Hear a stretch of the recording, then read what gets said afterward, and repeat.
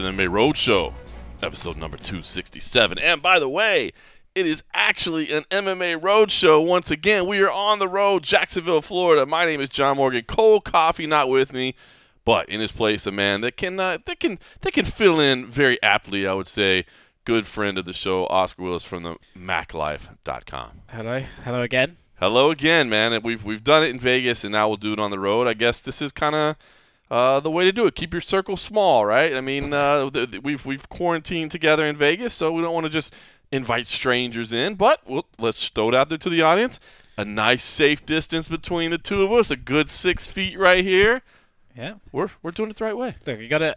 I think as places start to open up, you can argue whether they're good or bad, but as long as we're all safe, that's the priority, right? So that's what matters. All right, we of course are in town for UFC 249. We got lots to talk about, but I'm sure people are very, very curious about just kind of how the whole situation is. I mean, there are no fans in town. There is no media, so just want to talk about kind of the setting and what we've been through so far. I will say, number one, we are in my hotel room right now, which is the host hotel. As we look out the window here, we can see the venue. I mean, it's a tight little world. We got it all right here. But I will say, now granted, I just got in last night, so I haven't even been here probably like 24 hours now at this point. I have never felt more disconnected from a host city. Like I'm in Jacksonville, Florida right now. All right, if you say so. I mean, we're not really allowed to. If we're staying on the property, we've been asked not to. Now, you are staying in an Airbnb, so you've been kind of going back and forth a little bit. I have been in this tightly sealed bubble, this envelope, and the UFC campus of Jacksonville. That's it, the UFC campus of Jacksonville. And I'll tell you what, it's weird, man. And so I'm curious. I mean, you're on the outside a little bit, but I mean, again, it's not like everything's open and you can just go do whatever. And I don't think even if everything was open, any of us would necessarily feel comfortable saying, like, yeah, let's just go to a bar with a bunch of strangers, just stand shoulder to shoulder and drink. So I don't know. I literally, you could tell me I'm in any city in the world right now and it's like, all right, whatever you say. Well, it's funny you say that because so I'm staying at an Airbnb, and for people who are suddenly asking questions, as soon as I walk into the hotel, I'm getting tested right away. Mm-hmm. With the coronavirus stuff, but I have to say, even on the outside, you can tell me I'm in any city. There's no one around. No one is out of their house. There's no traffic or anything. You know, there are businesses in Jacksonville opening. I think like certain places, restaurants and bars can have up to a certain capacity. As I was on the way home last night, there's no one in them. Right. You know, because people are still not ready to take that risk. So yeah, it definitely feels like the most isolated sort of fight. You can't. There's no flavor to it. I couldn't tell you anything. What's the people like? What's the vibe like? What's the excitement level? Even the hotel itself. I mean, the hotel itself is.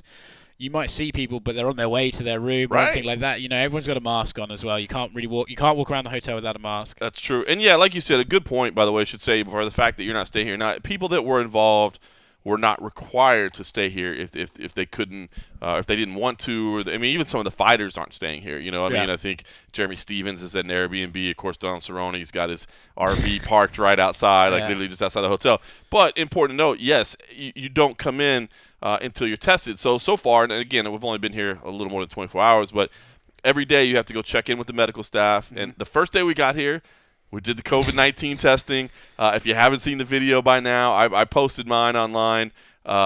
It's uncomfortable. I'm going to be honest. It's a weird thing, but I will say this, and I want to say this as kind of a public service because I'm assuming that testing is going to continue to be more increased and that sort of thing. So let me just say, if for whatever reason, like you think you need a test or a test is available and you're required and you are scared or you are concerned, I will say this. I was being a little bit of a weenie about it. I think both of us, out of all the media, were the biggest pussies about it. Totally, man. Like, I was so scared. And I finally figured it out. I've been saying, I think it was like some kind of science fiction movie as a kid that just scarred me, that I've had this fear of like something in my nose. And I couldn't place my finger on, but I've always had this, like, I have this fear of like something being shoved into my nasal cavity. And somebody on Twitter, and I apologize, I don't remember who it is right now. Somebody on Twitter tweeted me a clip of, I believe it's Total Recall, maybe, where they're yanking some big like sphere out of Schwarzenegger's nose, and I think that was it. So I want to say this: I was afraid, and I'm man enough to admit that I was scared to death, and I think the clip showed that I was afraid. I don't know, maybe I looked tougher than I thought I was, but I was afraid. But when they do it, I will say this: it looks like watching somebody else get it looks way worse than it actually feels. Like, it is weird, it is uncomfortable. I did describe it to my wife and kid. I was on the phone with them. They were like, "What did it feel like?" And I was like, "It felt like being tickled in a place I've never been touched before." And then I was like, "Wow, that is a horrible description of it. That sounds awful. That sounds like I was molested." And well, I was going to say I described it to my friend as being skull fucked by a very thin, long penis, but. But there's just levels to the way we describe things, man. I just want to be more colourful with it, but I will agree. It's kind of a weird thing. I've got a couple of tattoos and stuff, and when everyone asks what's it like being tattooed, it's a unique feeling. So you can't really ever describe it properly. It's a unique feeling, and I have to say, being shoved in the fucking face with this like pencil-long thing, it doesn't hurt, but it is a very odd feeling. It's weird, man. You just, like I said, there's a sensation that you'll hopefully never feel again. You know. So anyway, so I want to throw out there that if you're facing this, don't be scared. It's not that bad. It is weird. I have had a lot of people point out that watched my video that it seemed like the swab was in my nasal cavity a lot longer than it was in any of the other fighters that posted theirs. Yes. And I haven't taken the time to sync up like a time lapse of but I tend to agree. Like, I watched like Anthony Pettis and Tony Ferguson and Carlos Esparza. I watched all their videos, and the lady didn't have time to ask a question and then go again. I think the issue is, John, when you're trying to slip the thing as it comes towards you, they tend to keep it inside your nose a bit too long. All right, so I'm saying all that first of all to say, hey, if you're facing this, don't be scared. It doesn't hurt. It doesn't even feel like that uncomfortable. It's just weird. It's just weird. So don't freak out about it. It looks way worse. I've seen the videos. I've seen my own video. It looks way worse than this. So I'm going to throw that out there for everybody. And shout out to my 75-year-old mom who, before I came down here, was like, "It feels like a tickle." And I'm like, "Oh, thanks for making me feel like a weenie." Like, you're right. It did feel like it. She even hit me up. By the way, she messaged me. She's like, "I told you it feels like a tickle." I'm like, I know I was scared. Anyway, so I'm saying that. But then also to reiterate that, we are being tested every single day. Not the swab test, but they're taking our temperature, they're asking us questions, monitoring how we look, how we feel, all those sort of things, and giving us a new wristband each day, which basically signifies you have the right to be on this property. And if you don't have this wristband, you cannot be on this property. So, and there is very aggressive hotel staff like saying, "Who are you? Why are you here?" They've got they're walking around with papers with room numbers and last names. Yeah, names on the list. Yeah, and they so they're doing their best to keep this thing not an entire bubble, because I think there are some other guests staying here. I think somebody said like some professional wrestlers are here. But they have to get tested too. They had to get tested. On property, you get tested. There was some kind of military group that's here as well. Yeah, they're also tested. So so everybody that's here is being tested. So it's interesting to see. We're also, by the way, being required to wear masks at all times when we're not inside our rooms, basically. So if we're around other people, we're wearing our masks. It is the first time that I've been wearing masks throughout this time. I hadn't been wearing it going to the store and that sort of thing. It sounds like just before we sat down to do this that in Nevada, where we both live, masks are going to be kind of mandatory. Yeah, so we're getting used to that feeling, and I'm okay with it, man. I get it, man. If it helps, like, I'm totally okay with it, and I totally understand the logic about it. I will say this, and I know this is extreme first world problems. I mean, this is extreme first world problems. But Apple's going to have to catch up, man. I am so tired of entering my password into my phone, because normally you got that face recognition, and it doesn't recognize you with the mask on. I actually saw today that people talking about people catching up. You're now getting designer face masks, like Louis Vuitton face masks, and fucking Jesus. Gotta have it. Yeah. Gotta have it. I just want Apple. So I don't know if maybe there's a way. Maybe you can go like reteach it. Because you can like teach because you teach it when you first start, right? And then you teach it your fingerprints and all that. I wonder if you can teach it like with the mask on, so I don't have to just to recognize your pretty eyes. Yeah, just the baby blues over here. The baby blues right there. So it's so that's the only drawback I've seen so far, but we'll do what we got to do. But it's I don't know. I guess I just want to say, I mean, it's just about 24 hours in. We're going to be here for 10 days. You and I are both staying all the way through next Sunday, so that'll be all 3 of the UFC fight cards. But I got to say, I mean, I think we both came here with probably levels of curiosity, not knowing what to expect, being uncertain how the UFC was going to pull this off. And I know that Dana's taken a lot of grief for saying, don't worry about it, we got it, quit worrying about it. And I have been a critic too of saying, like, I wish he wouldn't have taken that approach. I wish he would have taken the, here's what we're doing. Now, I mean, it's not really Dana's style, but I could have even got it if he said, listen, we're still gathering everything, but when the plan is done, we're still figuring this out or whatever. But as I'm here, I guess what I'm saying is that it's clear to me that a lot of work was put into and money was put into how this was going to be done. In fact, actually, for a piece that's going in the newspaper tomorrow, USA Today, I'll actually have a print piece. So shout out if anybody wants to go check it out. Yeah. Just don't go outside to get it. Yeah, that's right. Don't go outside to get it, but if you can find a way to get one to you. But I actually talked to Lawrence Epstein, who's the COO. And, I asked him about that. I said, hey, can you put a dollar figure on the cost? He's like, well, I don't really want to put a dollar figure on it. He said, but I will say this. He's like, we haven't worried about the cost because we just realized that's what you got to do. And what our main focus is safety. He's like, I will say that it is significant. He's like, not only are we losing revenue from not having a live gate, he's like, we're also losing a lot of revenue in commercial sales as well. He's like, our bar business is good, and obviously the bars aren't open. Yeah. He said, we're losing a lot of money there, too. He's like, that's a place that I don't think people are thinking about. Plus advertising budgets are going to go down and all that sort of stuff. That's it. Yeah, you're right about that. I hadn't even thought about that level. And then, of course, you can just see, the added labor costs, the added just execution costs of doing everything.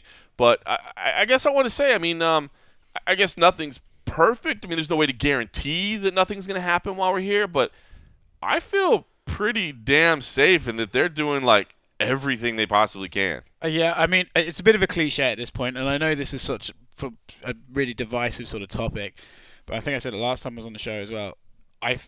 When I go into a supermarket, I'm actually, believe it or not, so paranoid. I don't want to be anywhere near anybody. Not even about getting sick because I'll be unhealthy, but if I get sick, I can't work. I can't cover these events if I'm sick, and that's all I think about.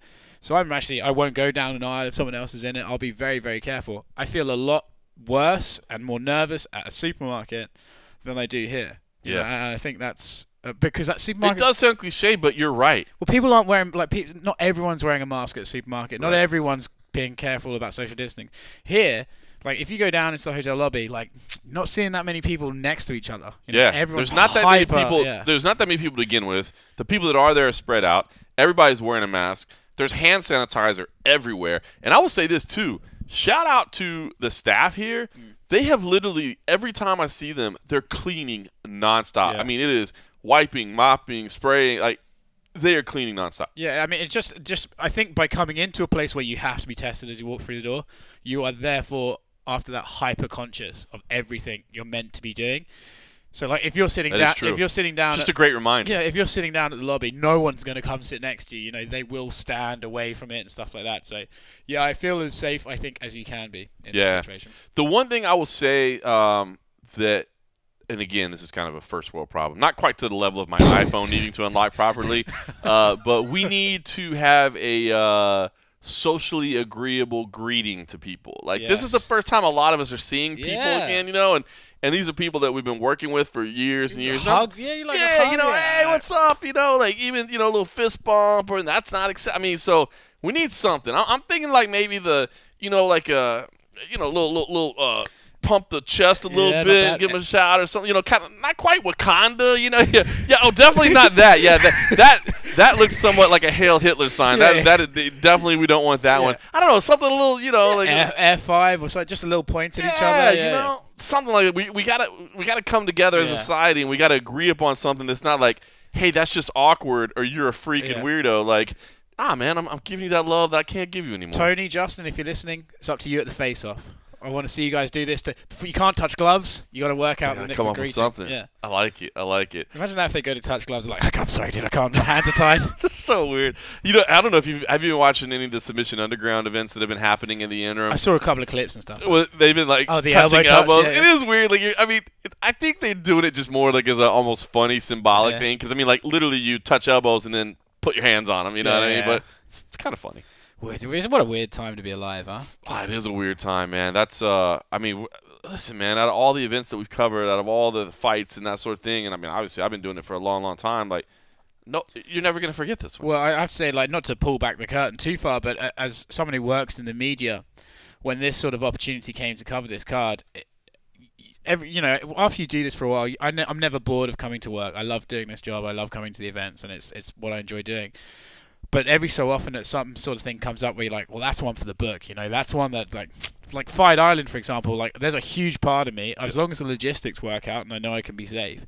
It's a lot of people like, who the fuck else gets to say, I flew to an island to watch some people fight? Like, that is a story. You know, it's funny because my son's birthday is next week, May the 12th. He's turning 8 years old.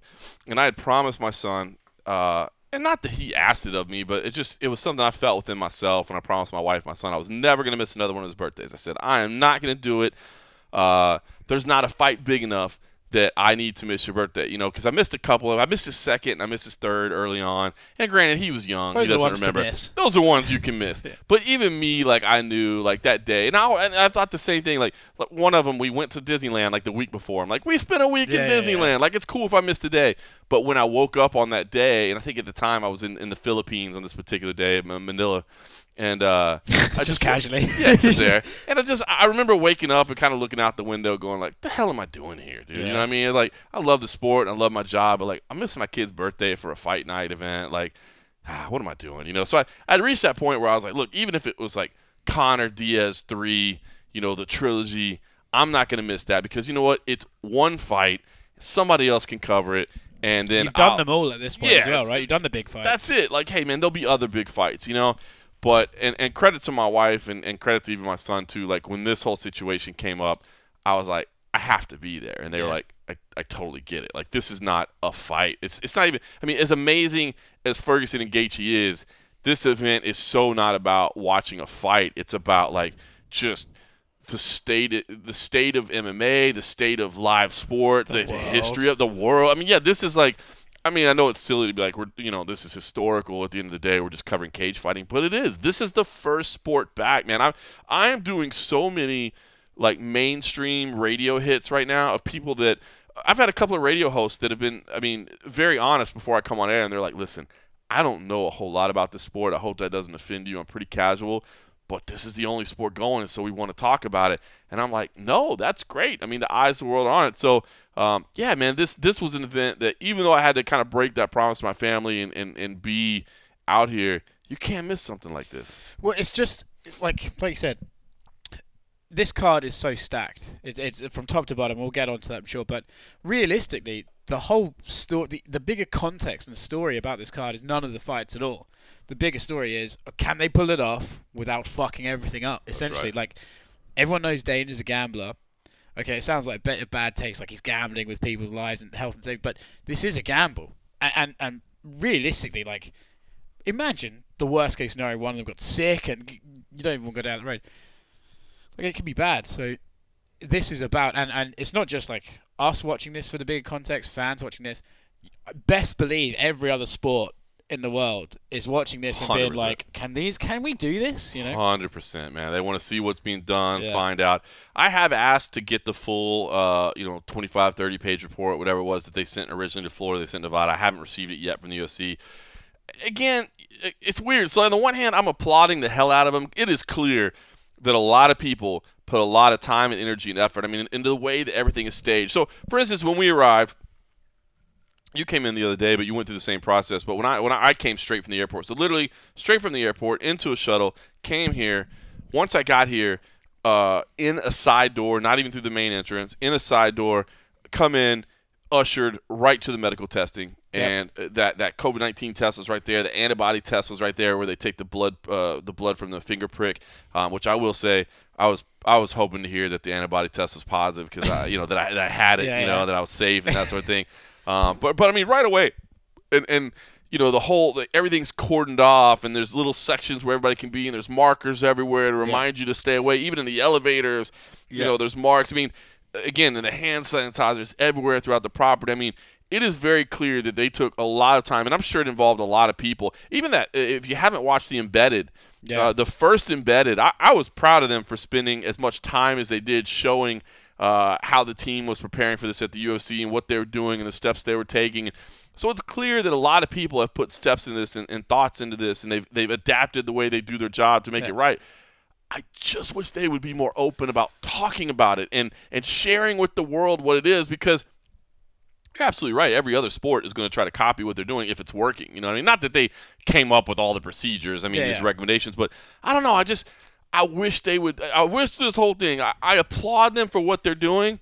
I just wish they would have been more open to talk about it. Well, we spoke about it yesterday. I think we were just like, I don't get why you wouldn't. Not only would you not be keeping it a secret, why you wouldn't be shouting from the rooftops from as early as possible, like, we're testing everyone, everyone gets a swab test and antibodies. Like, why? But that's the bit that gets everyone on your back. That's right. It's positive. Like, everybody would be, kudos, applause. Yeah, man, it seems like you're doing the right thing. And, yeah, I don't understand the reluctance. I mean, I get it from Dana to a degree where he's just like, I don't need you people anymore. I don't care. Like, trust me, we got. And I tried to warn people all along. Like, listen, when you hear him say, "Trust me, I got this," he ain't blowing you off. He's not saying, "Dude, don't worry about it. We don't have a plan, but we'll figure it." No, what he's saying is, "Don't worry, I got this. I've talked to all my people. They've told me this and that. They've handled it." Like, but I don't know. I wish somebody else would have been made available. Like, this is the time that I wouldn't have a problem with Dana not being the face of this. Like, I get it. Dana doesn't know every intricate detail of this. He's too divisive amongst people, Yeah, and I don't expect him to know this thing like the back of his hand, to know every part and every detail of it. I get it, but I wish he wouldn't. I don't know. I mean, this is just such a unique situation. Like, I understand why the matchmakers don't do interviews. I understand why other people don't speak for the company, but this might have been one of those spots where you could have let somebody come out. I mean, not to get political or anything like that, but letting a Dr. Fauci come out and speak instead of a Donald Trump. Yeah, 100%. I mean, even again, I think we go back to the same point. I don't need all the crazy detail. Like, I don't need what we're saying to the fans now. I don't need, like, when you come in, you get tested. You get those 6-foot markers all over the hotel. I don't need that. All we needed was, do they get tested for COVID-19? Yes. Yeah, right. All I really needed, and that's the main criticism. And I think that he was so angry at the media for, and I don't think he's wrong. Certainly, some members like trying to go after and find out his plans when he's trying to keep them secret. That's obviously a combative situation for him. But realistically, if he'd have said that from the beginning, we'd have probably found a lot of the investigative guys might have laid off him a bit. That was the main concern, and I was concerned. It's ridiculous to ask people to fly in from all over the country when this pandemic is on and not test them at the very least. Yeah. But I don't. I can sort of try and see the devil's advocate on some things, but for that, I'm like, I just don't get why you wouldn't have said from early on. I don't get it. All right, I guess before we get too far into the card, I want to talk one more thing about the procedures. I will say, just because it is unique right now, wouldn't normally talk about our airfare and our travel and that sort of thing, but it's unique, right? People aren't jumping on planes. I guess just want to share my thoughts. I mean, from the flights that I was on, you and I, like I said, both came in on different days. We did both fly American Airlines, though, so we were on the same airline.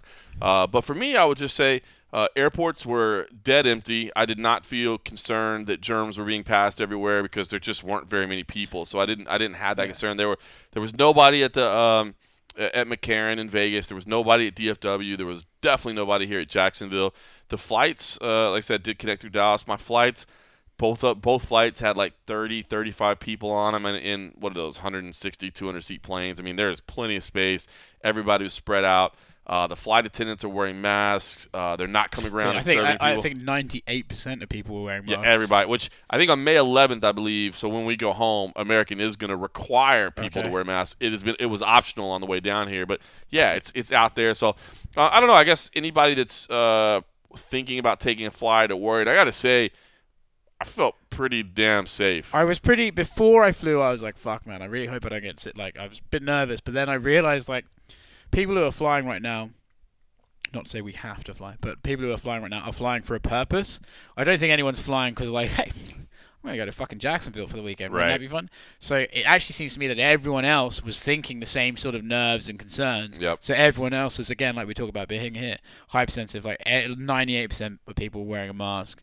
I do think traveling, and this is a bit depressing, but I do think traveling sort of from airport to airport, I realized you sort of get out your bubble of Vegas and you're like, oh, this is everywhere. Yeah. It did sort of make me realize this is life for a while. Right. It's not going away anytime soon. And not just the attitude of when's things opening up, but when are people going to go back to normal? I think it's a long time away. Well, that's it, especially for us in Vegas, where, I mean, so much of it's around the hospitality industry. And, of course, the Strip, the property owners, everybody's battling, man, we got to get open. But, man, it sounds like, the opening of those hotels is getting closer, but so what? You still got to get people to feel comfortable to be like, you know what? I just want to jump on a plane and go have a good time in a public place. Also, the only people who do that are the people who wouldn't be careful, and those are the people you don't want coming to your hotel right now. It's so true. You want people to be careful. And also, I worry, man, because a lot of the time during this, people have been like, "Oh, the world's changed," and I was really trying to like, no, we'll go back eventually. Like, but you see, like, on the casino tables in Vegas, right? They got these big perspex things going up in between seats. It's like, I feel like they're never going to take those down. Right. They're up. Now they're there. Yeah, like in Why take them away? in the supermarket, they got the glass in front of people. I feel like that's never going down. Completely agree with you. And I don't really want that to be the case. I know it sounds like, oh, I want germs to spread around, but like, fuck, man, if you're going to a poker table, you don't want to be sitting in a telephone booth. Do you know what I mean? So that's sad. That's one sad thing that I think, like, oh, I do think. I think most of that, like I said, poker table, maybe they'll eventually make a change, but no, I don't think a lot of that stuff's going away, man. I think it's here to stay, and it'll just become a point in time where people don't even remember why it got instituted. You know what I mean? That's just the way it is. If you think about it for long enough, it's probably here to stay because it cost them money to put in. And then in like 2 years, when they could take it down, it's like, fuck, why would we spend 30 grand taking those down? They're just there. So leave them there, and it just protects us from other things and that sort of thing. That's depressing. It is, man. That's there. All right, let's talk about what's happening here, so we're not being depressed anymore, because I got to move on. Yeah. Okay, so we talked about the arrival. I wanted to ask, because really the only media session we have so far is the virtual media day. Now, the virtual media day is kind of what it sounds like. I mean, it's the Zoom meeting. We actually used a program called WebEx, is what the UFC elected to institute. But it's what everybody's doing across every company around the world. You're doing these virtual meetings, and basically one athlete at a time was brought to a computer, sat down, and did basically a phone call, a Skype call, essentially, more or less. All the media was allowed in. They could ask questions. They could be heard, not seen. So the fighter couldn't see the person. It was they were just answering a voice call, basically. So I mean, there's two things I want to say. I guess the first thing is, I don't think this is going to go away for a while. Like, in the same way... This might be the poker cubicle. This is the poker cubicle, man. Like, in the same way that, like, I have said for a long time, I don't think we're going to have live crowds for a long time. I think probably the rest of the shows, the shows for the rest of this year will probably be at the Apex, maybe even in the next year. It kind of depends on when we get a vaccine. I just don't think live crowds at a sporting is going to happen for a while. And I think same thing here. I don't think a bunch of people in a room like we used to do, moving around and scrums and jockeying for position. I don't think that's going to happen. And I will say, especially for a first one, knowing there was tech things. I mean, I had a tech issue. I couldn't even ask questions, which was weird. And so finally I was like, I can't even participate. I was watching, but I couldn't even participate. So, but I'm not complaining. It had to have been something on my end, but I just couldn't figure out what the hell it was because everybody else was working fine. But overall, I thought it went pretty smoothly. But I will say this, man, knowing that how excited we are to have live fights again, knowing how big this event is, I watched all the interviews and I listened to all of them and I appreciate them. I don't feel like I'm armed with as much information as I used to be after a media day, in like really getting a sense of how a person looks physically, how they're feeling mentally, how all those things. Man, and look, I'm not complaining. Obviously, I understand it would make no sense to even have a virtual media day and then all of us go like, oh, now there's 10 media. I think there's like 19 media is what I heard total or something. That's many. Some of those are just photographers though. So, but I think that was the total list. But would it make sense for, hell, even 10 of us, you know what I mean, to be in a room? We're going to have weigh-ins in the morning, the official weigh-ins. I'm going to be interested to see how, because they said we're going to be like socially distanced there. I'm going to be interested to see what a room looks like with all of us 6 feet apart or whatever. I don't know what, but anyway, neither here nor there. But let me just say, I will say this, that yes, we got content, and yes, we got some stories up on Junkie, and yes, we got some video and all those things. It served its purpose, but for me, man, normally I feel like I can sit down, throw on the headphones, we can start talking. I can say, man, I've been covering so-and-so for years. I can tell you the way they were walking around today, something ain't right. And I feel like I don't have that. Well, I think I completely agree with everything you said there. I think the issue is when a fighter is talking to a voice on a computer, you lose that sort of one-on-one human connection. So, like, a fighter's not going to get really intense into an answer, like fucking like looking you in the eyes. Sometimes they get fired up and stuff like that. So you lose that aspect completely. I really think like the interviews become, and I want to preface with all this. I understand why they're doing the virtual things. Like, we're not complaining. Like, that's just the reality. Like, here's the things we're seeing. Yeah. So I think you lose you lose that sort of the character of the interview. They become very sort of vanilla interviews. Very sort of no matter what you ask them, the fighter doesn't have any pressure to answer you in a decent way because they're not right in front of you. So it sort of becomes a bit vanilla like that. I think too, and the people listening to this will probably understand this more than any. If you're a fan, I find that when I click on a Skype interview or a phone interview, I'm less inclined to see it through than I am an in-person interview. There's just something about knowing it was a back and forth. And then, you know, some interviews, not to say combative, but they go with, there's a flow to them. You know, you're back and forth, back and forth. When it's digital, you have to wait a second. Are they finished talking? Then you go in. Yep. So I think I think you're right in saying that they're probably not going anywhere for like a while, possibly forever.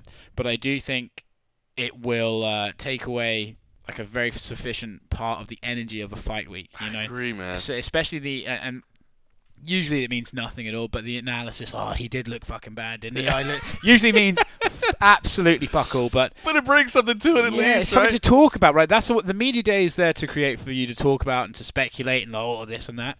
And I feel like with these, you just don't really get it, and it's sad, but it's also a part of what we were just talking about. Like, this is the fucking way we are now, which sucks, man. As someone who got into this to interview fighters, it's not the same like asking questions through a screen as it is like trying to joke around or whatever with them. Yeah, have that little banter. I mean, they can't even see you. Actually, so I talked to Greg Hardy afterwards. I got him on the phone afterwards because I wanted to ask him like what he thought. Like, I wanted to get a fighter. They love it. Well, I will say that. Yeah, Cowboy loved it especially. He was like, "Wait a minute, this is all I got to do." And I will say this: over the long run, I can definitely see a fight, because those media days, I will say, the media days, for the most part, are being asked the same thing over and over and over again. You know what I mean? Now, granted, no, and I'm not disrespecting other interviewers. I mean, a lot of people come with one. I mean, you always like to have a little fun. I mean, people have like little things, you know what I mean? But for the most part, there are, especially for the mainstream outlets that are just trying to cover, the bread and butter of it, they're getting asked the same thing over and over. And that's less to say, there's no disrespect to media. That's kind of just, they have to, like,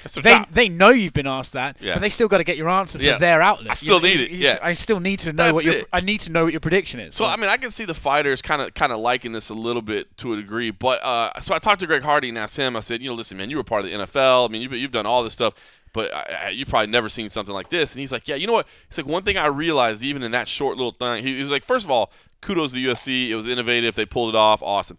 But then he said, the thing is, it was very easy for me to get detached. He's like, especially you're not even seeing an image. Like, you're just hearing. He's like, it was so easy for me to just kind of drift off for a second, not really be focused, not really be present. And then he's like, and I'm thinking about like, what, my even like my facial, like, what I'm looking like, my nonverbal communication, like I'm just kind of like, it's funny because even a phone call, you don't get that. Right. Even a phone call, you're focused on what the other person's saying unless you're doing something else. Yep. But if you're just sat there in the same space for a while, that's interesting. It's kind of weird. So it's going to be something to follow. Like I said, it's going to be the way they do things for a while. But we'll see. Post-fight now. Post-fight's going to be interesting to give people a look into what post-fight is going to look like. What I've been told is that we will be in a backstage area. Again, we will all be socially distanced, so this will not be this typical scrum like normal. Fighters will be brought up, put on stage at a table by themselves. We'll all be at tables by ourselves. And then we that are here are going to be able to ask questions in person. So we will actually get to have some face-to-face, even if it's from a distance.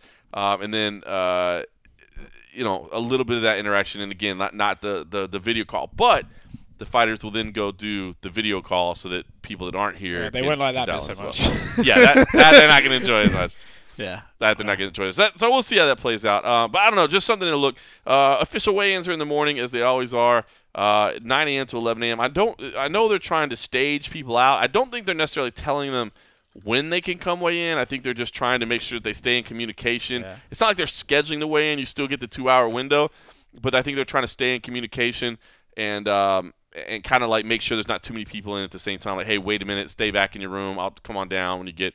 And I did hear that there's going to be face-offs afterwards, but I heard that I don't know if it's finalized exactly what they're going to look like. Shit changes by the minute, right? That's it. Everything changed by the minute. So I don't know if that means like they will face off, but they'll be asked to stand 6 feet apart. I mean, it does seem, I don't want to say silly, but I mean, they're going to have physical contact the next day. Actually, just one thing that I just remembered. I will shout out Henry Cejudo, the only person to wear a mask on the media call. That's right. He didn't wear a mask. The whole thing was just completely muffled. So that was cool. It is. I will say that digitally, when you wear a mask, it doesn't get picked up very well. Now, just the human ear, like, because I've noticed this, because we're all getting used to wearing masks and that sort of thing. There is, and I feel it, and I can see it with other people. They feel it. In fact, we were talking to Adam Hill, and he even mentioned it the other day. You feel like maybe people aren't hearing you because you have the mask on. I will say this, in person-to-person conversations, you can hear the other person. Yeah. But when it's the digital pickup of it, it does muffle it pretty bad. Yeah. It's just one of those things. I think we're all getting used to wearing masks. Life is changing, man. Life is changing. We're all going to be wearing masks. All right, listen, we're going to get into the card. Before we do, the thing we're excited about is UFC 249 is back. We got live fights again, man. We've been waiting on this damn thing forever. And you know what, man? If you got live fights, you got a chance to wager on it a little bit. You know what I'm saying? You got a chance to make a little money. And DraftKings has sponsored us this week. We're proud for them to partner up with us. They are the leader, in one-day fantasy sports. And they're putting you in the center of the action with the opportunity for a free shot at your share of $1 million. I know. I was waiting. I started to do the accent and everything, but then considering that, you're British and all, I thought that I probably shouldn't do it. That's sweet of you. Yeah, I was like, that's going to be defensive. I shouldn't do that. So, listen, if you haven't tried Fantasy MMA, it's easy to play. What you do is, with DraftKings, you pick 6 fighters. There's rankings based on all of them. You have to stay under a salary cap, so you can pick and choose different people up there on the card, and then you pile up points as they fight for advances, takedowns, and more, all that good stuff. You kind of rack up points based on how people – so it's not just – a matter of picking wins and losses. Like a straight wager, yeah, that's cool. You gamble on who's going to win or not. This is kind of like a more nuanced level. This is fantasy MMA. You gotta have idea who's going to get more offense, who's going to get more takedowns, who's going to get more strikes, all that. So it kind of adds like a different wrinkle to it or whatever. So basically the way they say it, there's no better way to put your MMA knowledge to the test than to compete for a share of $1 million. And it does. Listen, I said this from the beginning. It is true. If you don't know if you like fights. And listen, not that they're going to be people that are listening to this podcast that have never watched a fight. I was about to say, that's not going to happen. But I will tell this to people that are listening that maybe have friends that don't normally watch fights. This is going to be a great weekend, right? Because there's no other sports on. Get them to tune in and put $1 a fight. Literally $1 a fight. If somebody has $1 on a fight, they now have a vested interest, and I promise you they will care about it a lot more. So this is kind of that next level of that. Again, $1 million can be on the line. So if you haven't gone to DraftKings, do me a favor. Download the DraftKings app right now and use the promo code FROSTY. Come on, how about that? We got the Frosty beverages worked in there. Use the promo code FROSTY to get a free shot at a share of $1 million in prizes with your first deposit. That's promo code FROSTY to get a free shot at a share of $1 million in prizes with your first deposit only at DraftKings. Minimum $5 deposit. Eligibility restrictions apply. See DraftKings.com for details. Lovely stuff. Thank you, DraftKings. We know that this is a difficult time in the space, so to partner up with the MMA Roadshow means a lot. So again, go to DraftKings and use the code FROSTY. And if you're a real Roadshow fan, you'll do a shot with your free shot. That's right. There you go. Free shot at $1 million, and just take a shot to go along with it. Get yourself a little bit of that cool million. All right, let's talk about this card, man.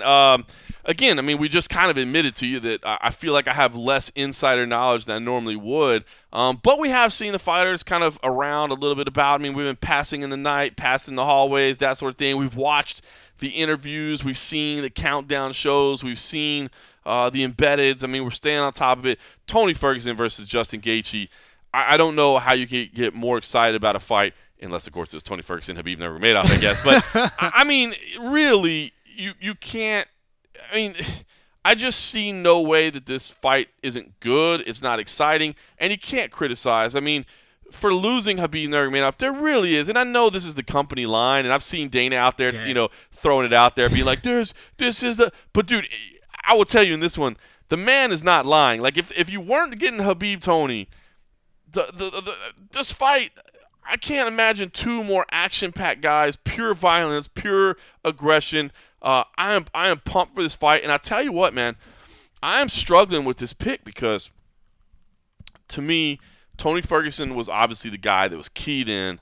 Yeah. He was getting ready for Khabib. He's got the full preparation. He's got it. All the things going on his side, the incredible winning streak, all the things that Tony brings to the table. But Justin Gaethje, for a guy to step in on short notice, man, the power that he brings, the aggression that he brings, add in the fact that Tony does get clipped. Tony gets hit. He does. You know what I mean?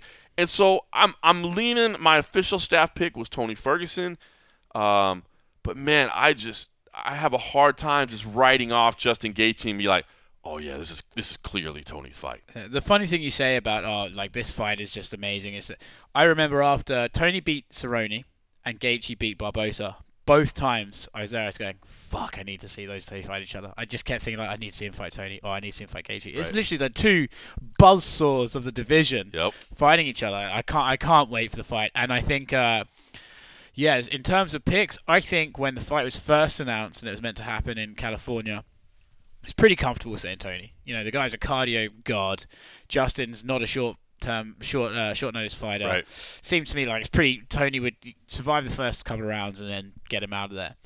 Now, especially after Tony's little free weight cut that he threw, I mean, although I will say I'm not criticizing that because I think if any other person in the world did that, that would be like them losing the fight but right it's there. Tony Ferguson. For Tony Ferguson, that's probably just giving him like 10 HP, like he's something better, you know.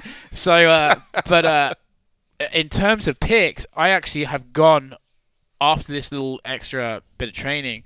I've gone from Tony to Justin because I went back and watched their last few fights. And, man, Tony does get clipped. And Tony gets clipped by guys who don't hit as hard as Justin. Like Kevin Lee got him and Anthony Pettis got him.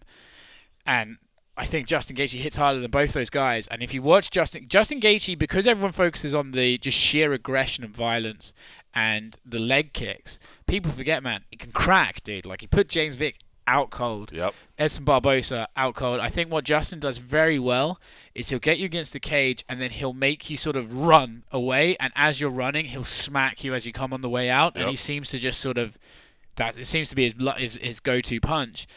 And I worry that this is something that's starting to become more into common conversation, which kind of just sucks the way it is. But Tony is getting older as well, you know, and we always say, right, they're not old until they're old, you know. Then they just turn on. It can happen in an instant.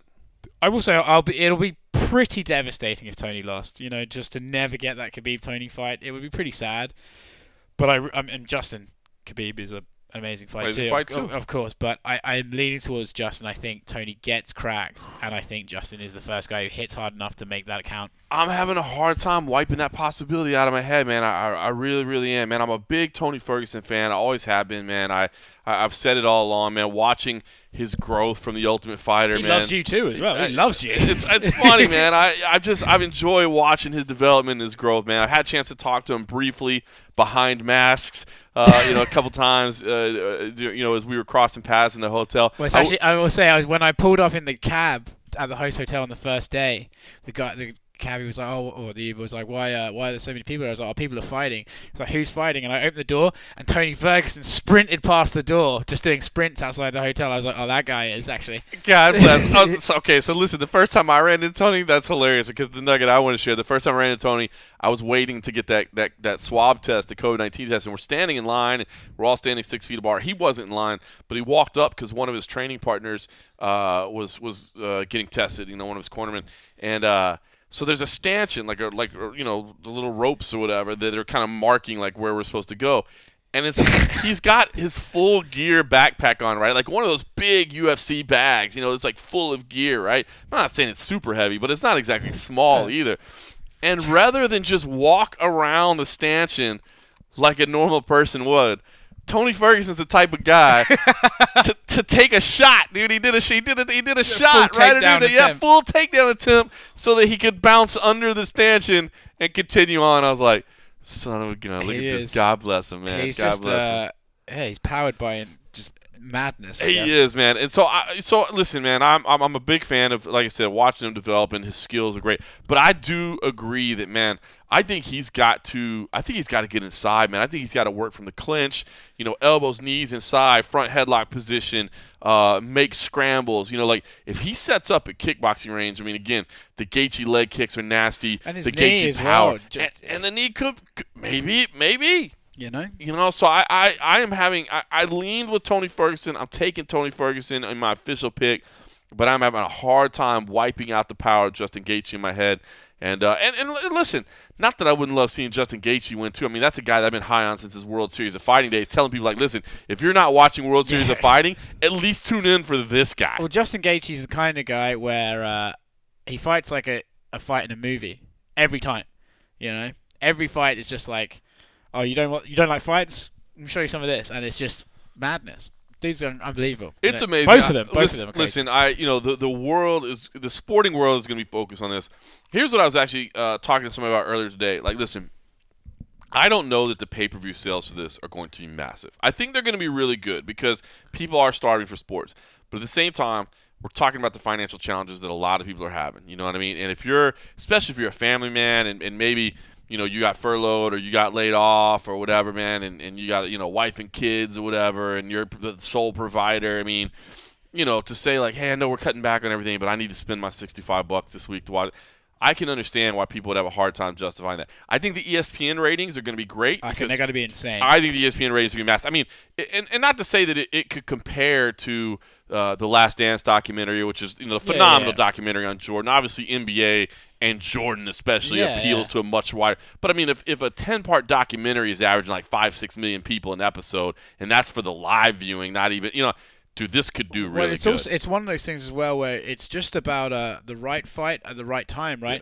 Yeah. If someone clicks on and you got a Forrest Griffin, Stephen Bonner thing, boom, and when there's nothing else to watch, you never know. So here's what I'm gonna say. Like, I think the ESPN is gonna be good. I think that are great. I think the pay-per-view sales is going to be good, but I don't think it's going to be like, hey, man, it blew away a Conor fight just because there's nobody. It's not going to set the record. But what I will say is I do still believe that the winner, especially if the fight's as incredible as we think you are, and the winners of all of it, I think the winners of the featured fights especially, they're going to get a long run out of this. I know we have other fights, and we're going to move on quickly in the MMA bubble to the next fights, but these mainstream sporting outlets, they have nothing else to cover. I mean, dude, how many times, like, if there's some fantastic knockout, how many times is the replay, the highlight? It's going to be everywhere. I mean, ESPN especially, of course, that's the broadcast partner, but everywhere. I mean, and then because as everyone who watches fights know, the fight's not the end of it, right? So then you go on the press conference, who are you going to fight next? And then you got the 8 other people on Twitter calling him out, and you get all these little threads out of just one fight. And I think you actually nailed it. Like, the threads will be carried on TV. Like, they'll continue talking about it. Well, Khabib Nurmagomedov said he could be back in July. Conor said he wants to fight in July. Like all this sort of stuff could come out from it. And so I think you're right. They will keep that wheel turning a lot longer than it usually would. I think so. And it's interesting too, because the UFC really hasn't touched at all on the other 2 cards. I mean, it's kind of weird as we sit here to think about, man, right after this, I mean, all of our focus is on 249, but right after this, we got 2 fight night events, right? We got an ESPN event, an ESPN Plus event that'll be right here. I mean, we got a long week in Jacksonville, but that's all strategic. By the way, the UFC is not talking about those other cards because they wanted the entire focus to be on 249, and it is weird. I at first I thought, why are they not talking about everything? Like, I don't get it. Like, surely everybody knows that 249 is happening. But no, there's so much else going on in the world in terms of people freaking out, and there's no other live sports to the point that I think people have just got it in their mind. There's no sports. There are no sports. So because we actually, Adam Hill was talking about it. Some other people were talking about, like, even people here in Jacksonville that are UFC fans didn't know that this was happening in Jacksonville, which is fine. I mean, there's no reason to local market. You're not trying to sell tickets. You know what I mean? It's just a venue. But so it was funny. At first, I thought that was a strategic error. Like, why aren't they talking about the other cards? But I get it now. Like, they want to make sure everybody in the world knows you can tune in on Saturday. Well, it's funny as well because just like now you mention it, you could think there's another way you could promote this. Like, sports are back this Saturday night. Get your first sporting experience in 2 months. Well, you could do that. Yeah. But it seems like they're trying to go with like the UFC is here. Watch this fight. Right. I think that's a better way to do it for the longevity of the sport. That's it. It's like the launch. It's like the launching point, and then they go from there. All right, Henry Cejudo versus Dominic Cruz. So excited. Oh, my God. You know what? It's funny because I don't mean any disrespect to Jose Aldo. I was not really excited for Henry Cejudo's future husband. He's so cringy. Gotta love it, man. I actually found that one. That's the funniest shit he's ever said. It was funny. Yeah, it was amazing. He's gonna marry Jose. I love that he's willing to go out there and if he's trying to marry people for visas, Henry, I'm open. Come on, dude. So great. He's like, I will get you to the United States, man. That's funny. No, listen. I wasn't super intrigued by that fight. I'm really intrigued by this fight, man. I love the storylines going into it. A lot of the discussion is centered around, does Dominic Cruz deserve this opportunity? I think he does twofold. I mean, on the one hand, most people recognize him as the bantamweight GOAT, and I know he's coming off a loss, and I know he's had a layoff, but he kind of deserves those opportunities. And then when you add in all the fact that Aljamain can't train right now. Yeah. Peter Yan can't get a visa. Marias just fought him. I mean, yes, it's kind of Aldo can't get in. That's it. Sandhagen would be, the one that might have an argument, but Sandhagen's still just maybe like a fight or two too soon. Yeah. I love the matchup, and man, Cruz was on point. I finally got to hear the media call. I didn't get to hear that. I listened to it last night. He was on point on the media call earlier this week. He's sharp as can be. The trash talk was going back and forth a little bit. Cejudo, his cringe is fun. I love it. I've always said I love it. It's entertaining. But Cruz is so quick and sharp, man. I will say, having at him. Henry's cringe is what it is. I mean, it's for some people. For me, sometimes I feel like I don't know. Sometimes it's not for me. But I think it works against. I mean, the Aldo marrying thing was actually fucking jokes. That really made me laugh. But hilarious. Against someone like Marlon Moraes, like who's like a bit like, what is going on? It kind of works. But against someone like Dominic, who's essentially the Elon Musk of MMA, just some android motherfucker, who's just like, Henry, you said that already. You've already called me Dominic. Like, what else? It's like, oh shit. He chopped him apart. I will say that, yeah, because the Henry Cejudo cringe is fun. Like you said, the marrying thing, that's fun. The calling the guy a girl's name or whatever, like, that's played out. It's like, bro, come on, man. Like, and I'm not the PC guy going, sir, that's very sexist. Do you understand the offense? Me neither, I'm not saying that. I'm just saying, like, all right, it's a bit played out, right? Got it. You know what I mean? Like, no, you got to come with the quick wit. You know what I mean? You got to come with the vintage Connor. You know what I mean? The quick stuff where it's just like, wow. But I will say, I will say this. I think we spoke about this last time on the show, so I don't want to go over my same points again. But I will say, if this wasn't Dominic Cruz, I don't think anyone would give this fighter a chance. I agree. If you said, "Oh, a guy's coming off injured to fuck all the time, he's come back in," you wouldn't give him a shot. But because it's Dominic Cruz and he's done it once before, there is something you're like, I reckon he couldn't stick and move for 5 rounds. I'm telling you, man, if he is at 100% and he is executing like he can, he wins this fight. Now, I did pick Cejudo. It's crazy to say. I still do have the question marks. I still do. I got to see it. To me, it's hard to pick on the, I just bet he can. You know what I mean? It's like, I got to see it. For me, it's either going to look like Cejudo versus a guy who's been out for 4 years, and he's going to kind of actually almost not on the feet. I think Cruz will have Cruz will hold his own against anyone on the feet. The dude is just a magician. But I think I could see Cejudo wrestling him around. Yes. It could either look like that, or it could look like Cruz versus Demetrius Johnson, where Demetrius Johnson was just too small to do that to Cruz. That's true. Then it could look like that. Man, fucking what a fight, huh? I'm telling you, man, those top two are insane. Yeah, man, I'm peaked by those, man. 2 title fights. Again, I'm gonna throw this out there again. I think it should have been 3 title fights. Francis Ngannou versus Jairzinho Rozenstruik. You think so? Both those guys were campaigning for an interim title. I'm telling you what, I'm normally not a big fan of interim titles, and I don't know if it was just the fact that you didn't want 2 interim titles on one card, or, do you put the heavyweights as the main event? Interim plus at this point. Yeah, right. Exactly. He's saying it's not an interim title; it's the real title. Yeah. But I don't know. I thought it should have been for an interim title because Stipe, God bless him, but he doesn't know when he wants to fight again, and I don't think you can hold that against him.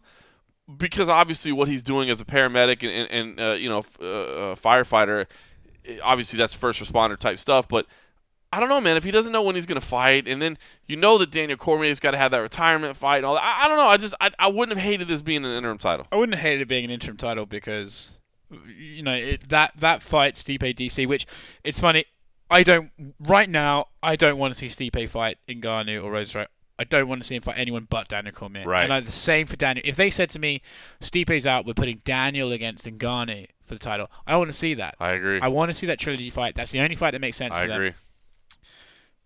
So, but I would say, actually, just coming to me now, it wouldn't be the worst thing in the world for them to do an interim fight with this. Then if Daniel won and retired, they can just promote the winner of this to the champion and have Stipe fighting for the title. This just seemed like it was built in, man. That's why this has surprised me. Like, again, I don't normally champion for interim titles. For the most part, people get interim titles and they go, it doesn't even mean anything. I really want I get it, but I don't know. It just seemed to make sense. It seemed to set up everything just in case things happen and that sort of thing. So, but if Miocic Cormier is still the goal, I'm okay to get that is the goal. That should be the goal of the division, right? And it's not Stipe's fault. Who knew the world was going to go on pause for a while, and Cormier's on a time. That's a rough political one for the UFC to sort of balance out. So I don't know, but it was funny. I was doing a Twitter mailbag earlier, and there was a question from Muna, longtime MMA Junkie radio listener, and he was saying, you know, the UFC came out and said, hey, or Dana, I should say, specifically said, hey, people don't have to fight if they don't want to. With that in mind, would it be all right for them to strip Stipe of the belt? And you know what I said is that I think it would be okay. I know he's saying nobody has to fight. yeah. But what I think they could still say is, listen, you don't have to fight, but we got to move on. Yeah, so if you're still going, if it's December and you still don't know because this pandemic's going on, we could strip you of the title. However, I did have this caveat. It can't impact him financially.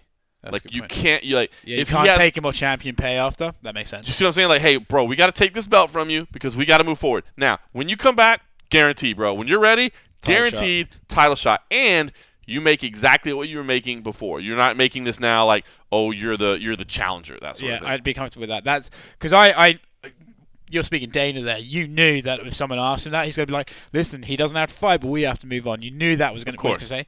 But you're absolutely right. That should be like, if they don't have to fight, you can't subliminally punish them for not fighting either. Right. And also, look, we're all fans of the sport. We all want to see the fight.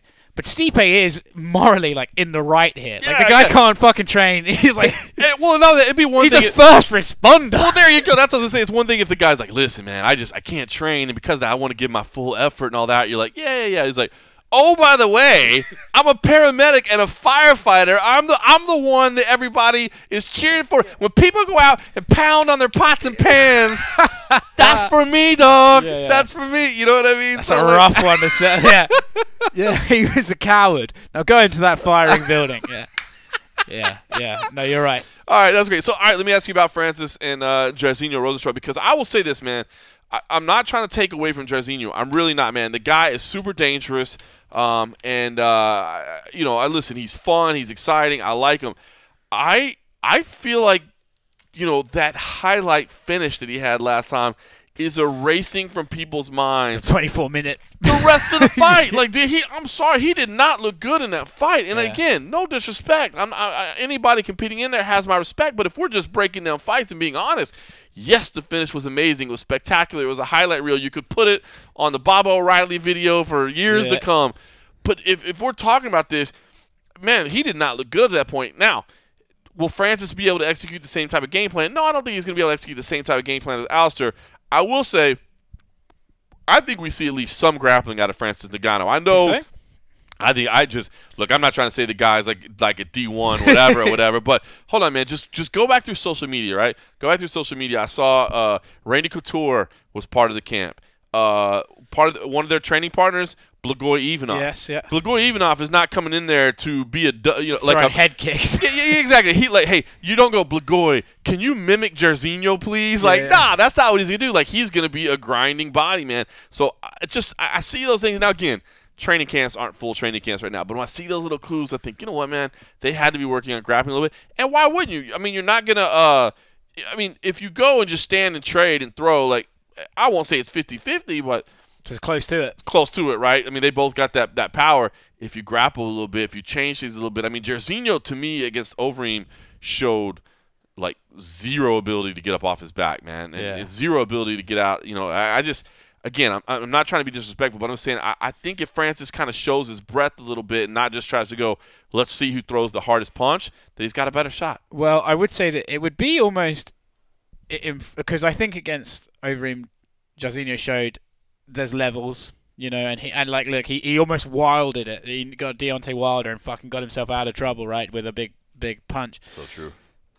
It would almost be in Francis' best interest to win with a bit of grappling to show, like, hey, champion Stipe or Cormier, like, I'm not the guy who lost to Stipe last time. I've grown. I've used this time to grow. That being said, a casual friend of mine asked me, looked at this card the other day, and he said, and this is a very unjournalistic answer I'm about to give you. He said, which fight are you most looking forward to? Is it Ferguson-Gaethje? Is it Cruz? I went, actually, no. It's Ngannou-Rosenstruck because it's been so long, I just want to see some cunt flattened.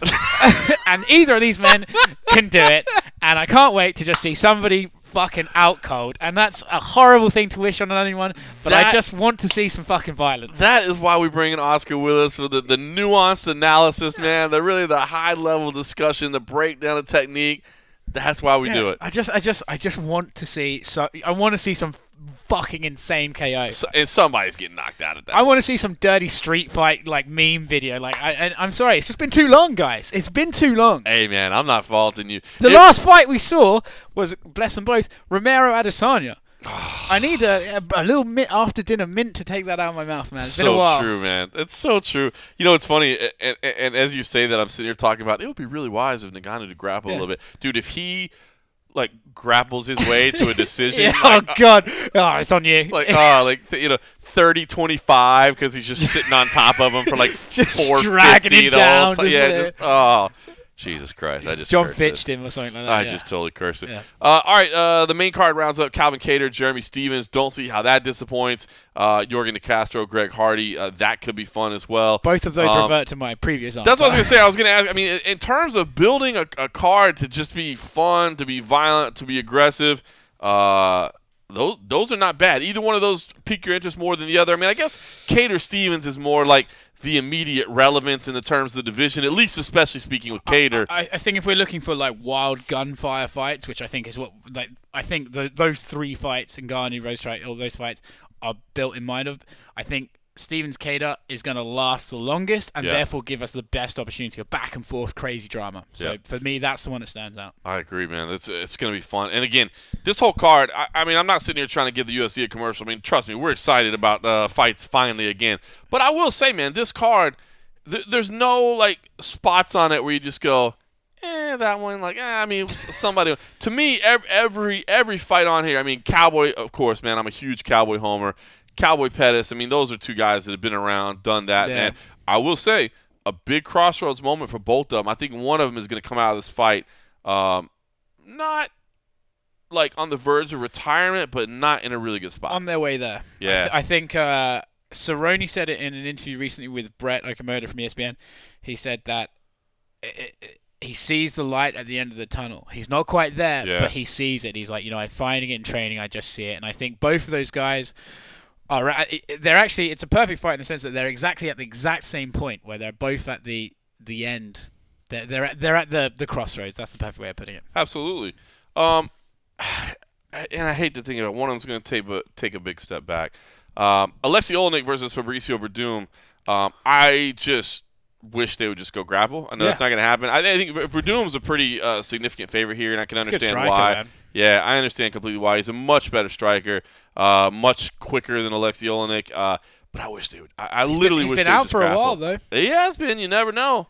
By the way, and also he was out for a reason that might affect his performance. He was out for a reason. I will say I saw him. I heard. I actually didn't even see him. I just heard him earlier because you can definitely. He's got that voice, and he was. He seemed in good spirits. I'll just say that.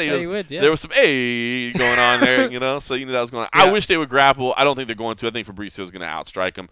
And then those prelims wrap up with Carlos Esparza versus Michelle Waterson, Uriah Hall versus Ronaldo Jacare Souza. Another two fights where fighters are at crossroads. Fighters have things to prove. Both those, to me, intrigued by people that are going to take a step forward and people that are going to take a significant step back. I think Michelle is safe because I think she's very, as the word is, marketable. Listen, dude, she clicks, man. And we understand why. We don't have to pretend about it, but it is true. She's very marketable. Yeah. she has that X factor. Yes, she has the X factor. But that I think should be okay, but if Carla lost, that'd be a big step back for Carla. Uriah and Jacare, I mean, Jacare is a legend at this point. For Uriah, I feel like this is a very much actually, it's pretty tough to say to Uriah, you must win this fight. It's against Jacare, by the way. Right. It's pretty tough, but I think for those guys, they both need to remind people why they're here, why they're around, why their names have value, recognizable value. I like the pairing of Uriah Hall and Fortis MMA. I mean, obviously, I'm a Fortis MMA homer because that is actually my home, Dallas. I mean, Vegas is where I live now, and it is my hometown now at this point. But I was born and raised in Dallas, and my family's still there, so I have love for people doing good things in Dallas. But Stay Saud is just a great dude, man. I love his personality. I love the way he does things. And the idea of Uriah being at a place that is like a team, where they're really like a family, not just a gym, I can see that like boding well for him, but also somebody that will be a drill sergeant, you know what I mean, that will crack the whip on him. So the idea of being both both loved and accepted, but also like really pushed. Yeah. Man, I think that could be a good fit for you. The ironic thing is that is the perfect fit for him. He just happened to go there at the point where they can't be a fucking family. So true. Like he's on an air mattress in a gym on his own. It's literally, like, bro, we got this great family concept. Trust me. Like, in about 8 to 9 months, you'll see. You'll see what a great family we are. That's a rough one. It is rough. And then the early prelims, man, look. Vicente Luque versus Nico Price, 2 all-action fighters. Obviously, I love both those guys. Nico especially. He's just a madman. Yeah, he's great. Knocking people out off his back. Bryce Mitchell, Thug Nasty. I've been a big Thug Nasty fan forever from his days competing under a World Series of Fighting banner. Charles Rosa. I love Charles Rosa as well. A good dude. I said it before, a fellow food service background guy. He's got the culinary arts degree, so we share that. And he's just always been a nice guy, man. So I like him a lot. And then, again, Fortis MMA, Ryan Spann. And Sam Alvey, who I don't see how you don't love Smiling Sam Alvey. He's just a character, man. He's been around forever, and he's a character. Again, not trying to be silly, but there's no fight on here where I just go, yeah, whatever, man. Somebody will win and whatever. Yeah, I think at this point, watching the UFC, I've heard 10 most stacked cards ever of all time. This is the biggest stacked card ever. I've heard a lot of those at this point. I don't know if for star power, right. I don't think this is the most stacked card ever. Right. But if you were to go against other cards like fight by fight, I would say that this has the least amount of filler of any card I can remember. Like, I agree. That's what I'm saying. Just the fight where you're like, look, again, no disrespect to anybody, but look, man, when you're doing 42 cards a year and there's 12 fights, I mean, there are occasionally matchups where you're just like, all right, well, we done. These two guys, like, one of them's got to win and one of them's got to lose, and that's all I care. Yeah, you know what I mean? Next like, Wednesday. Yeah, exactly. Like, whatever. That's not it. No, this man, everyone, and I agree. I think what you're saying is exactly right. Like, yeah, this doesn't have a Conor McGregor. This doesn't have a Brock Lesnar or a Ronda Rousey. Like those high level. It doesn't have that. It doesn't have that. Like, oh my god. This isn't like 205 or 217. 3 title fights. Got to see it. Yeah. But I'd say from like the old saying, from top to bottom, man, it's a tough. It's a I was gonna say what I like about it is that, like, even if you don't have the money in the bank to buy the pay-per-view right now, like if all you can do is afford to tune into ESPN and watch the 7 prelims, you're still good. You're gonna have a fun time. Yeah, and if we were in the real world as it used to be, BC before Corona, if we were back in real time, if I had a friend who didn't watch fighting, this would be the card I'd be like, we're watching this card. Yep. Because you can guarantee, like, there are. I mean, you don't even know about the no crowd aspect and stuff, so you got to have an asterisk on it a bit. But there are easily, in my opinion, 1, 2, 3, 4, 5, like probably 6 or 7 like certified fucking bangers in there. Absolutely. Do you know what I mean? It could be nuts. Yeah, the no crowd thing, we're going to see how that plays out over this week. Actually, we're going to probably see how it plays out over the course of the year. I think that's going to be the new norm as well. We've been talking about how the media day is going to be the norm. That's going to be the norm too. So we'll see how it goes, man. Wheelchair. Yeah. All right, should say, by the way, the return of And a Half is coming. Since we are going to have fights, we're going to have a post-fight show. So if you enjoy those, make sure you go over to patreon.com/the MMA Roadshow. Sign up there for as little as just $3 a month. $3. Who ain't got $3? $3 a month. You ain't spending it at the bar, motherfuckers. Exactly, right? You can't go to the bar. So spend it there. We'll dole out that And a Half episodes for you. And, man, we're going to have 3 of them coming up pretty soon. So we got plenty of fights. So do that. Listen, no audio to share, no interviews because, listen, it's just weird. Once we get back home and we start doing – I think we're going to be doing most of our – it is nice to be on the road again. Yeah. I think the MMA Road Show is going to be the MMA Vegas show for most of the rest of the year. It's going to be at the Apex. And by then, I'll have my phone set up and I can probably do some audio interviews and that sort of thing and share some of my interviews. Today – I couldn't even get into the media day, so I have no audio to share because I didn't ask anybody any questions. I tried 3 times, my computer wouldn't work, and then Nolan King stealing your first question. I just tucked my tail and walked away, and Nolan King took my spot as first question guy. So that was painful. I actually tweeted. I said, now I'm the old guy that can't get his VCR to stop like flashing 12, and like the new tech savvy guy is taking my job. He's stealing my thunder. He's taking everything I work for. I believe is somebody you may know has said before. So anyway, listen. Yeah. We're glad to have fights back. Official weigh-ins in the morning. We think they're going to look pretty much normal. We think there's going to be face-offs. We don't know exactly what they'll look like. Maybe they're just 100% normal. We'll definitely have that. Obviously, no fans, no ceremonial weigh-ins. But, of course, we'll have all that, and, of course, we'll have full fight night coverage. We'll have and a half. Maybe we'll have Oscar Willis. I don't know how many other people we can have, but we'll just make sure that he's not working. There's not a lot of people here to choose from, but maybe I'll go solo. Thanks for that endearing. I mean, what I mean was the high level. The analysis just off the chain. Yeah, he's just the only guy we can pick right now. For Sorry sure. if you guys get tired of him. Let me know. I apologize. All right. In the meantime, let me just say to everybody back home, thanks for helping out. Cold Coffee, obviously, I wish he was making the trip, but he will edit this all together and put it online. And I'll tell all of you, thanks for listening.